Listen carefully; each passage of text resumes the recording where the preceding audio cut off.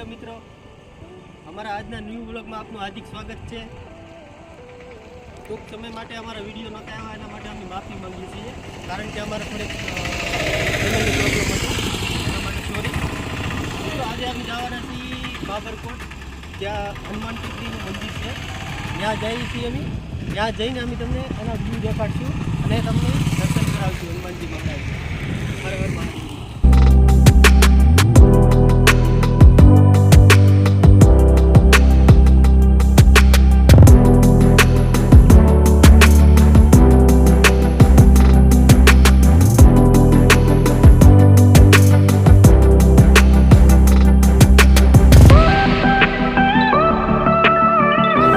બાબરકોટ પહોંચી ગયા છીએ, ત્યાં હનુમાનજી મહારાજનું મંદિર આવેલું છે, તપોવન ટેકરી તરીકે ઓળખાય છે। અને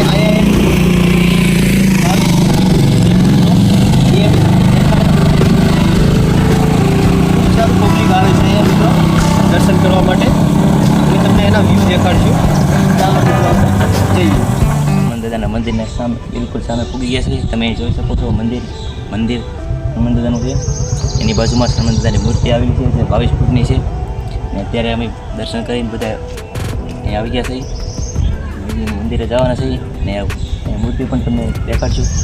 22 ફૂટની મૂર્તિ છે, કેવી છે અહીંયા પણ તમે જોઈ શકો છો, એ બધું આવેલું છે।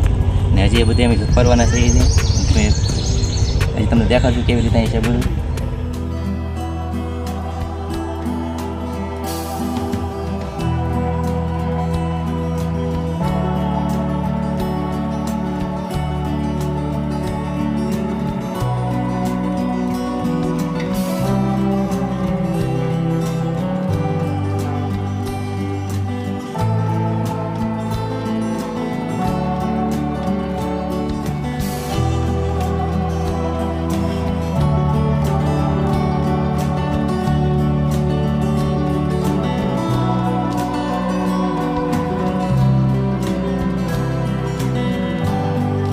આવી ગયા છીએ હનુમાનજીની મૂર્તિ 22 ફૂટની આવેલી છે, અને અત્યારે બિલકુલ અમે એની સામે થઈ, તમે જોઈ શકો છો।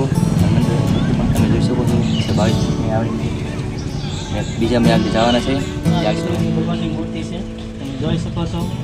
પછી મૂર્તિ છે, અને એની બાજુમાં મૂર્તિ છે, મૂર્તિ છે।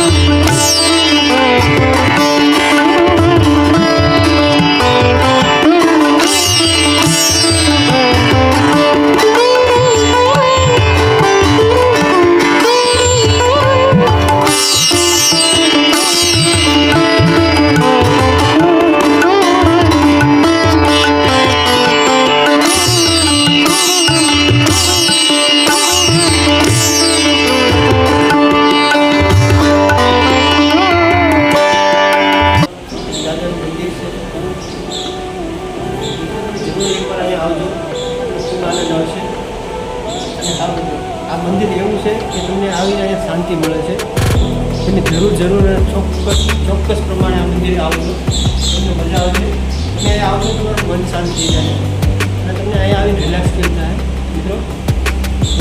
તમે જોઈ શકો છો અહીં દાદાનું મંદિર છે।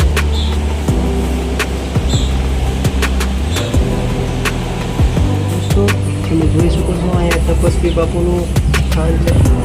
અહીંયા એક સમયમાં એવું કહેવામાં આવે છે કે જે દેશી બાવળ હતો મિત્રો, કે બાપુના પગમાં દેશી બાવળની સૂળ વાગી હતી, ત્યારે એ સમયમાં એવું કહેવામાં આવે છે કે એ દેશી બાવળે પણ એની સૂળ ઓટોમેટિક બધું મૂકી દીધું હતું। અને તમે જોઈ શકો છો મિત્રો, ઉપર અહીંયા છે અને સાઈડમાં આખું મંદિર બનાવેલું છે, અને હજી હાલમાં દેશી બાવળ છે। હું તમને એના વ્યૂ દેખાડશું મિત્રો, તમે જોઈ શકો છો। આ બરાબર દેશી બાવળની બનાવેલું છે, હજી હાલમાં મોજૂદ આપણી જોવા મળે છે। આખા દેશી બાવળની શું જોવાની મળે।